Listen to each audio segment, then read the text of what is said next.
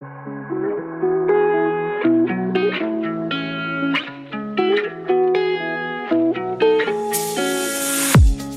listening to an AINC original podcast.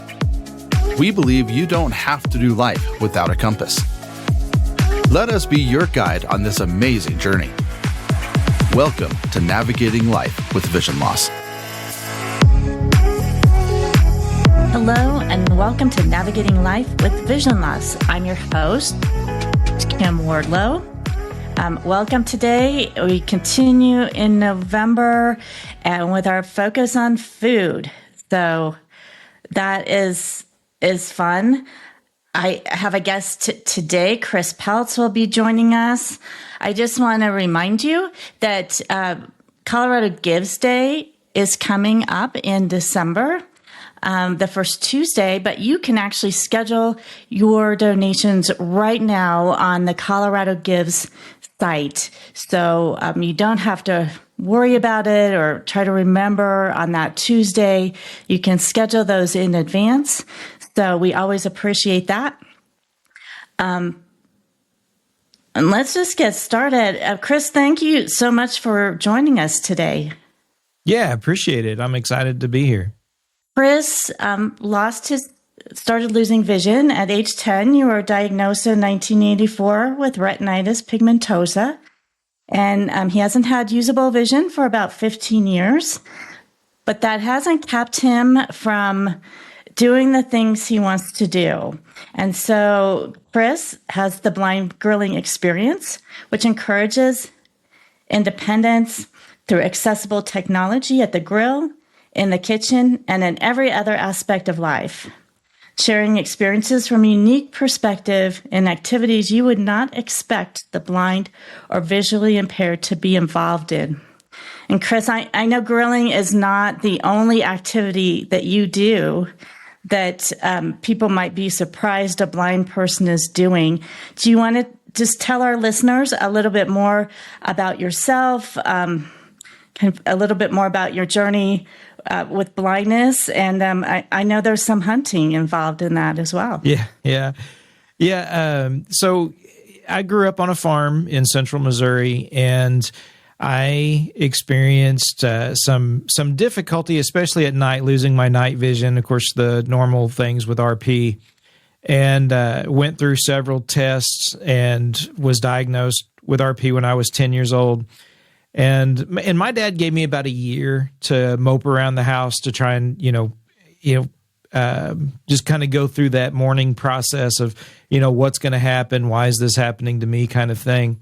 And about a year to the day of my diagnosis, he grabbed the side of my bed at 4:30 in the morning and rolled me out of bed onto the floor and told me to get up and get out and get busy on the farm. Had to break ice for cows. So, because it's the middle of winter, had to get hay out, had other things to do before I went to school. And he said that I'd have to work twice as hard when I left his house, so I might as well start now. And they started that journey of really just pushing me to, figure out ways to get things done. And so, I lost 80% of my vision in the first 6 years. And went through that whole process of, having to find out how to use a cane, not wanting to use a cane, having, the embarrassment that I felt that, obviously we know now that was unnecessary, but, when you're that age, it's part of it, I think. And so I went through that process, and during the whole time, my parents, my brother, my friends, they were all, let's try to do as much as we can, maintaining all your likes and interests. And so hunting was a part of that. Cooking was a part of that. And so we just worked around, found workarounds and ways to get that done. And having someone beside me to cheer me on was just, a huge encouragement. So, Chris, how did you decide what I know you've been cooking and grilling, a teenager at least at home. Yeah. But what what led you to start the blind grilling experience and the website and all the things on that? So probably about 8 years ago, 7, 8 years ago, I wanted to document and leave, my kids some recipes as I was teaching them to cook as they were growing up, and trying to help them to realize, first of all, that, that they shouldn't let things that may happen to them stop them, right? If I can be an example for them. But I wanted to document our time together, cooking, grilling. And so we started videos and started throwing them up on YouTube. And then I started getting contacted by, certain blind, visually impaired individuals who were finding the channel and were commenting and just showing some appreciation for the encouragement that, someone who's blind or visually impaired was doing these types of things. And then there was a police officer who was injured on the line of duty. He actually was shot in the head. He lost one eye and suffered other vision loss and other issues. And at that time, I decided I want to transition what I'm doing from just the YouTube channel and some social media to more of a focus on encouraging those who've suffered vision loss, especially first responders, veterans, and some others. But really try to help them realize that even though something like this has happened, since I can't be a part of what they have done to protect us, either military or first responders, hopefully I could help them, if they've suffered that type of injury or vision loss, that to realize that they can still do some of the things they love to do before they had the vision loss. That they can still cook, they can still hunt, they can still do woodworking, they can still do whatever hobbies they enjoyed. There's still a way for them to do that, and so I really put that out there as an encouragement for them, and to even push myself to try new things as well. And so that's kind of how that really got rolling about 7 years ago. Well, I think that's so important for individuals who've lost vision, who've had vision and lost vision, to be able to continue to do the things they love. So much changes that it's good to have some of those things that have brought you joy and be able to continue to do those things. Yeah. That category, they've been grilling, cooking for many years. They've lost vision. They're feeling maybe a little bit apprehensive. But I know we also have some younger folks who maybe are interested in grilling and haven't ever tried it. Situations that maybe are concerned about hot grills and safety issues, and how do you go about doing this in a way that is safe and that you come out with a successful dish that everybody wants to eat. Yeah, I mean, it definitely can be intimidating, right? When you can't see the fire, when you can't see that heat source that's coming up, and there's even with sighted folks, I've talked to several who have burnt arm hair and lost eyebrows, and it just gone through some disastrous cooks, and so that can definitely be intimidating for someone who's suffered vision loss or doesn't have that vision. And so there's a few things to help mitigate some of those fears. And one is doing indirect cooks, which basically means you're putting a barrier between your food and the fire. So using a grill that has a deflector or we call them plate setters on the big green egg that I use. But it basically is a something that allows the heat to come up and go around and then get to your food, but it doesn't allow the flames to come up and either burn your food or burn yourself while you're cooking. And to do things at a lower temp, especially with grilling. It doesn't always work when it comes to, inside baking, when it comes to breads and things. Sometimes you have to have a high heat. But when you're doing a high heat on a grill, that's where, usually you think of directly over the fire. But if you can get a grill that allows you to have that deflector, you can do, first of all, low temp cooks like 250 to 275 degrees. And rather than grilling burgers, for example, we'll do smokehouse burgers. When I'm trying to teach someone and get them used to working with the fire and with the grill, keeping that fire low and that temperature low helps build their confidence. It may take a little bit longer to cook the food, but it's still something that you can do. And then as your confidence is built, you can, bump up the heat, and then eventually you'll be able to remove that, that deflector and do more direct cooks. Mm-hmm. What about the type of grill? A person who's been grilling probably has their favorite grill or grills. I know people who have multiple grills for sure of different types. And set up the way they like. But a person who knows it can be really tempting to get very fancy grills. I know there's grills that can be controlled, through your smartphone. And then there's obviously just that basic charcoal grill. How do you direct people who are just starting out? Yeah, so it really depends on what they want to cook. If they are really wanting to do anything and everything as opposed to just, burgers, steaks, hot dogs, and brats, that can make a big difference in the type of grill that you want to look at. If you really want to do low and slow barbecue with briskets and pulled pork and ribs, then that can make a difference as well. So really starting out, figuring out what you want to do, and realistic, right? Some folks, I would love to be able to do some things, but will you, there's a lot of folks that, not even talking about vision loss, just sighted folks that don't even want to touch a brisket, right? They're intimidated by such a large cut of meat to begin with.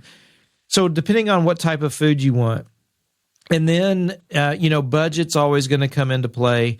For those who can, the ceramic grills are, I think, one of the best ways to go for those who are blind or visually impaired, because not only can you do everything in them, whether it's low and slow, long barbecue, big cuts of meat, or hot and fast breads, pizzas, grilling burgers and steaks.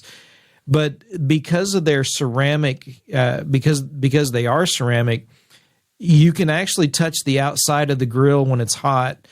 And while it may, depending on the temp, get very hot, so you don't want to leave your hand on it, it's not going to leave skin behind when you're feeling around your grill and touching it, like a metal grill might when it's extremely hot. But they are expensive grills. They have lifetime warranties. They're great options. But a lot of folks are, they just want to go to a big box store and get something simple like a Weber kettle. And those are fine, just knowing your surroundings, knowing where everything is, the handle, being familiar with, the grill itself, all the parts of the grill. Charcoal is my favorite. I think it's the best way to go, because you can still have the beauty of controlling the grill with certain accessible tools, but still have that charcoal flavor if you want. And you can do, like I said, with the deflectors, so you're not cooking directly over the heat. But there are other options like the pellet grills. Usually when you come into some of the technology built into grills like pellet grills, they're not accessible right out of the box. Usually you have to have some type of sighted assistance to help you get it connected to your Wi-Fi. Once that's done, there are some grills that the apps are completely inaccessible, that you cannot use them. Camp Chef, unfortunately, is one that, while they're great built, good quality product as far as the grill itself, the apps are completely inaccessible. Traeger, not necessarily a big fan of the grill themselves, but their apps are completely accessible, and so they work well. But there's a lot of maintenance required when it comes to the pellet grills. So that's something else that has to be, taken into consideration. Anytime you add electronics and technology, there's more things to go wrong as opposed to something simple, like dumping in charcoal and lighting it and running with it. So there's lots of variables there. It's hard to nail down one thing because so many people have different desires when it comes to what they want to grill or cook outside. Mm-hmm. Do you use gas grills? So yes, there's a couple of things with gas. I do use a flat top, so a griddle. I do have one that I use quite regularly for searing and doing vegetables, fried taters, different things like that. But gas grills are a good option because you can, it's just turn knobs, you can get them set, you can pretty much hear the flame, whether it's high or low. And so you can make some adjustments there. And they're a good option for, fast, easy cooks. Usually people are pretty familiar, with, using gas grills. They are a little bit more limiting when it comes to the low and slow barbecues. While you can do ribs, you really aren't going to find someone doing briskets or pulled pork for 8 hours on a gas grill. So, but they are a good option if you're just doing steaks, if you're just doing burgers, brats, or some vegetables, things like that. They definitely can be a really good grill for someone, especially if you add some technology, such as accessible meat probes, or other, things that allow you to monitor your temp so you can dial in, the flame on those gas grills. Don't use tongs. I think we frequently think of tongs as one of the primary grilling tools, but you don't do that. Right. And could you just tell folks why and what you do instead? Yeah. So usually with tongs, people find themselves chasing things rolling around on the grill or wondering, did they get a good hold of it? Feeling the pressure that you're squeezing something. I just don't like, I'm just not comfortable using tongs for as long as I've been doing this. It was just one of those frustrating tools that I couldn't wait to find another way to do it. Well, once I got doing competitions and learning more from a lot of the barbecuers, just in the competition and in restaurants, I found out they were using gloves. They were using these really thin cotton liner gloves, and then they put a nitrile glove over the top of that. And that allowed them just to reach in and grab food. So they're grabbing pork butts, they're grabbing briskets, and pulling them off the smoker to wrap them. And that allowed them, to grab large cuts of meat. Well, I thought, why couldn't I grab, burgers? Why couldn't I grab steaks the same way? And so for about 5-6 years now, that's what I've been doing. I haven't used tongs, in years because I've been able to, put on a pair of just a really, a thin cotton liner glove that you can buy at any hardware store, and then a nitrile glove that allows that cotton glove. Basically, it creates a waterproof barrier, because if you grab something hot and with moisture with just a cotton glove, that that moisture will soak through. You will burn yourself with the cotton glove. But once you put that nitrile glove over it, that creates that moisture barrier, and the cotton adds the heat resistance that gives you enough time to grab sometimes hot pans, but definitely hot food, so you can wrap it, you can move it around, and plus you have the dexterity of your fingers, all right, and you have that tactile feedback from the things on the grill, directly to your fingers without having to use something like tongs or even a spatula for that matter, and trying to flip burgers. Did you get completely under it? I'll just reach up and grab burgers and turn them over with my hands. So that's something that I recommend people looking into, and using gloves instead of tongs or even spatula. That's a great tip. Do you have other to keep track if you have multiple burgers or hot dogs, or maybe you're doing something like shrimp, you're trying to keep track, have I turned all of them, or something round like a brat, is it getting turned, or am I turning it and it's rolling right back over? Yeah. It's really easy to lose track of, especially if you're doing more than just two or three, whether it's a burger, whether it's a hot dog. I mean, you can lose track of things on the grill really quick and not know, did I turn it? Did I not turn it?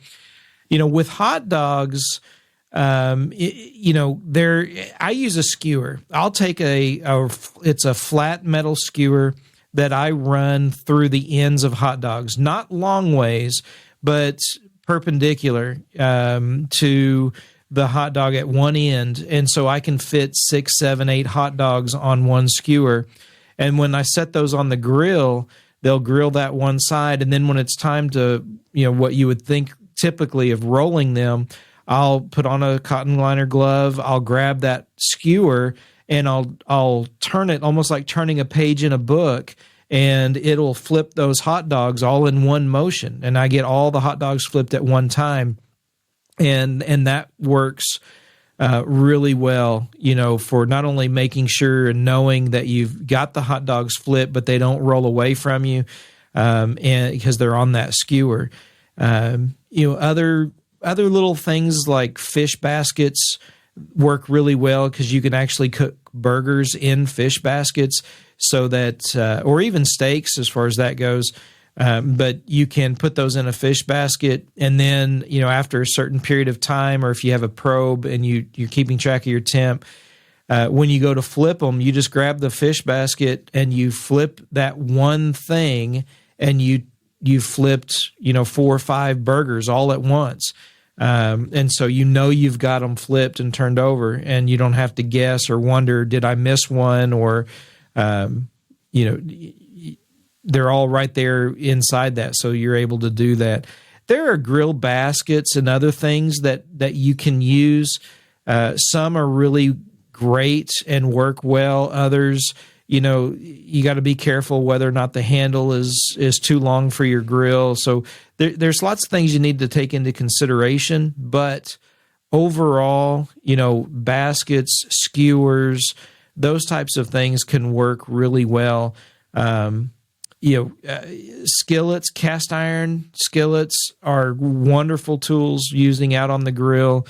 That type of thing to keep, whether it's shrimp or, something else that might be small and fall through a grill grate, things like that. Griddles can come in really handy on the grill to give a solid flat surface, so things don't fall through the grate. Something like that can work really well. Do you have a favorite food that you like to grill? Brisket is definitely one of my go-tos. I love doing brisket. The competitions, some catering that I've done in times past, that's usually what everyone's requesting is definitely the brisket. But I'm definitely a beef over pork eater. If I don't have venison, then beef is my go-to for sure. But brisket's probably my favorite, along with steaks. But I do love shrimp. I love salmon. Tuna steaks, different things like that. I love food. That's why I do this. So it's hard to nail down one particular thing, but I definitely definitely gravitate towards beef most of the time. Yeah, well, and obviously being a hunter, you're grilling things that you've hunted and that meat as well. We all think about meat, maybe even vegetables, but you can put things on a grill that we might think, well, you need to put that in the oven. Yeah. Could you just tell folks a little bit about the whole range of things that they could be grilling? Yeah. Some of our favorite, even on our website, at our Blind Grilling website, we have recipes for banana bread. We have recipes for a blueberry cheesecake dumpling, for blackberry cobbler, which, in fact, I just used that recipe, a few weeks ago to make a peach cobbler, and did it on the grill. Put it in a cast iron skillet, put it on the grill, and cook it there, and that turns out amazing. Apple pie, and what's great about when it comes to desserts, you can actually pick the kind of wood, so if you're doing an apple pie, add apple wood to your charcoal and, get some of that extra little bit of hint of, apple smoke. Peach pie, peach cobbler, we'll do peach wood.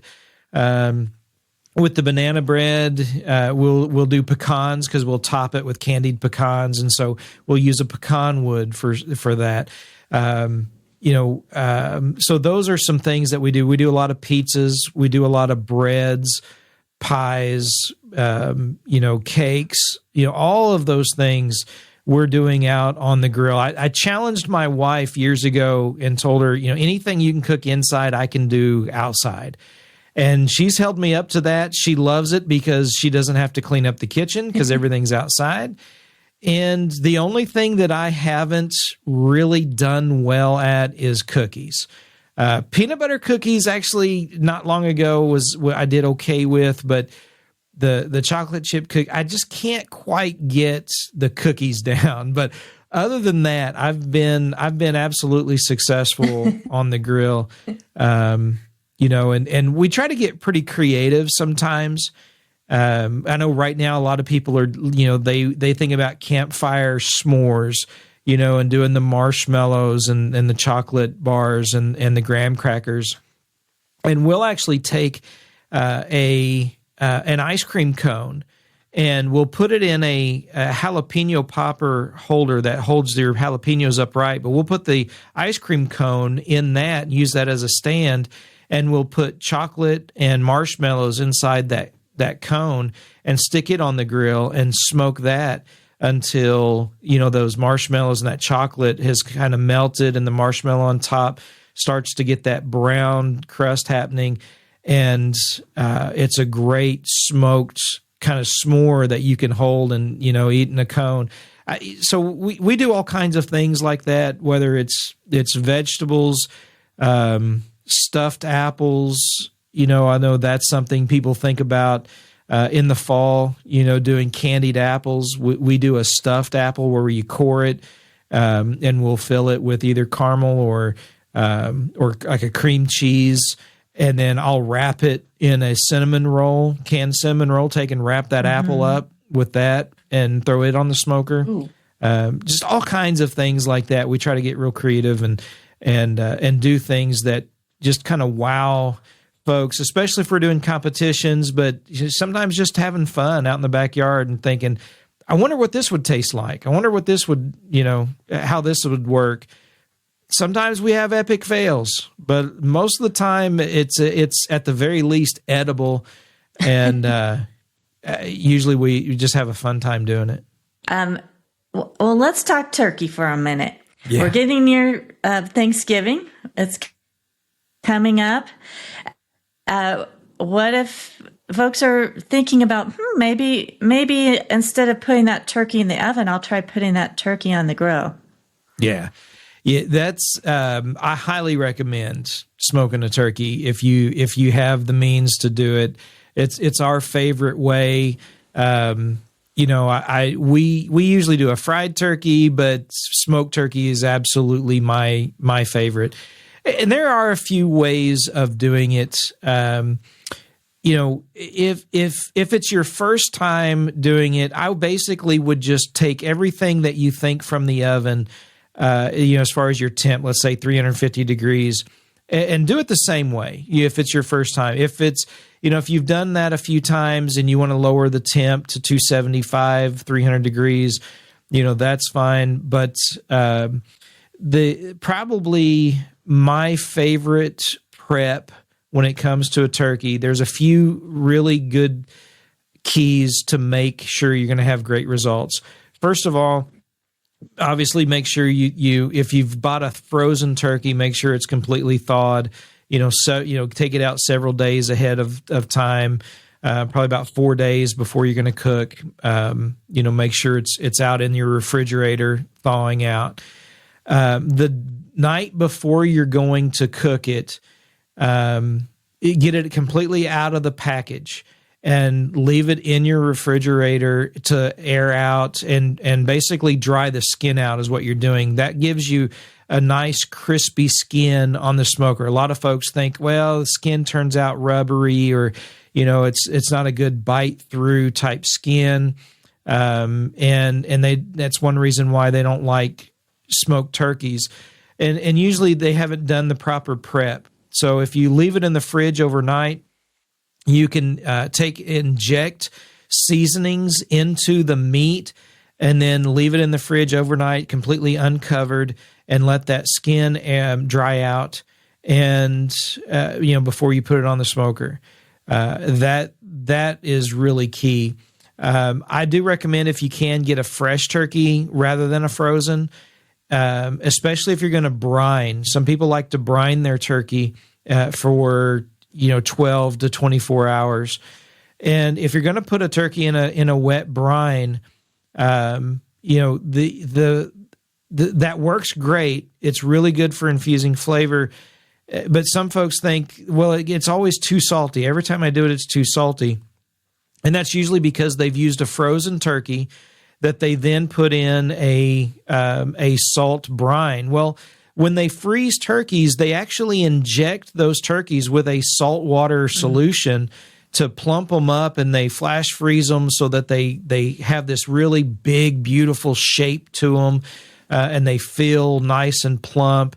And so when you're thawing them out, it's almost like they're in a salt brine already. And so if you brine them in a brine that has a heavy salt a ratio to it, then your turkey is going to be it's just extremely salty. And so either cut back the amount of salt or just don't use a frozen turkey to brine. But I find really just injecting, finding a good sauce, a good injection marinade that you can inject into the turkey is probably my favorite way of doing it. But really the key for me doing that is making sure you leave that turkey in the fridge overnight to dry the skin out, to get a crispy skin and the meat's still juicy. Another way to make sure you get a crispy skin, and you're some folks think it's crazy, but actually that night when you put it in the fridge, rub a little bit of mayonnaise on that skin. It will not add flavor. Even if you don't like mayo, don't worry about that. It's not going to do anything to flavor, but it'll help crisp the skin when you cook it, and it'll act as a binder. Now, and I did say mayo, not mustard. Mayo. It does work as a binder as well, but it'll help crisp up that skin before you cook it. as well. And duck fat will do the same thing. Duck fat spray works wonders when it comes to not only as a binder, but also helping crisp up that skin when you're putting a turkey out on the smoker. I'm more of a mayonnaise fan than a Miracle Whip. So that's a great tip. And I know you said you use the duck fat, and that I could see, similar people put butter or different things. So yeah, I could see that. Well, those are some great tips. And it sounds like if you had enough, grill space or if you had multiple grills, you could be doing your turkey and your pumpkin pie. Yeah. Pumpkin pie is amazing on the grill. It really is. It just, that little bit of smoke flavor, just sends it over the top. It's just awesome.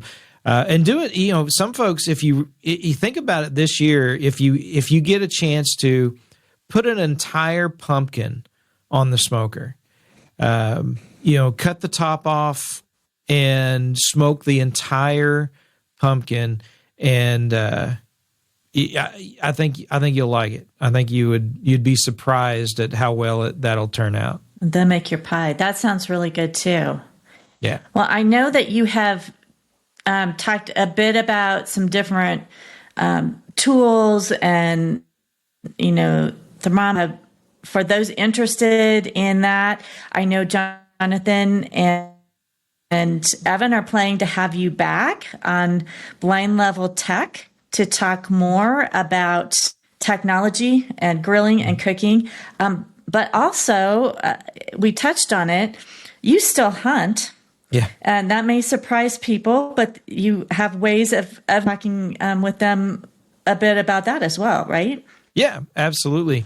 Looking forward to that. And yeah, I still whitetail turkey hunt here in Missouri. I've hunted out in Colorado, up in northwest Colorado near Craig and Maybell, and just done the elk, antelope, mule deer, and yeah, there are ways of doing it. I use a red dot scope and have someone help line up the shot from back behind me, looking over my shoulder through the scope, and let me know when I've got the shot lined up, and tell me when to pull the trigger.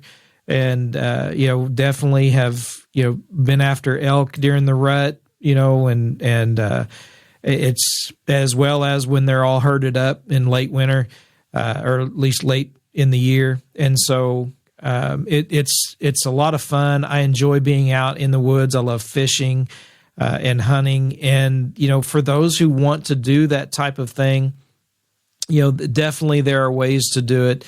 We talk a little bit about it on the Blind Grilling podcast as well, but that's something I'm looking forward to talking to Jonathan and Evan about, definitely, because I think a lot of folks think either they can't do it anymore or they never would be able to do it, and that's just not the case. There are ways, especially when you have a good support group, good friends and family that are there and willing to help you.